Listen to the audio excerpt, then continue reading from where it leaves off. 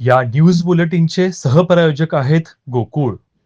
हिंदती चादर श्री गुरु तेग बहादूर साहिबजी यांच्या 350व्या शहीदी समागमाचा कार्यक्रम नांदेडपुरता कार्यरत न ठेवता तो जागतिक स्तरावर पोहोचवण्यासाठी सर्व यंत्रणांनी समन्वयाने व काटेकोर नियोजनासह काम करावे असे निर्देश नगरविकास, परिवहन, सामाजिक न्याय, वैद्यकीय शिक्षण, अल्पसंख्याक विकास व औकाफ राज्यमंत्री माधुरी मेसाई यांनी दिले.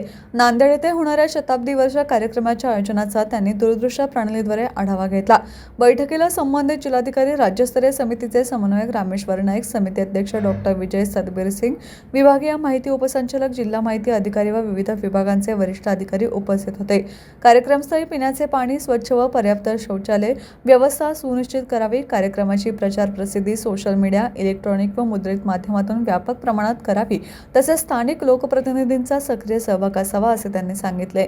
विद्यार्थ्यांमध्ये राष्ट्रभक्ती व प्रेरणा निर्माण करण्यासाठी शाळा स्तरावर निबंध व वक्तृत्व स्पर्धा आयोजित करून त्याची माहिती पोर्टलवर अपलोड करावी.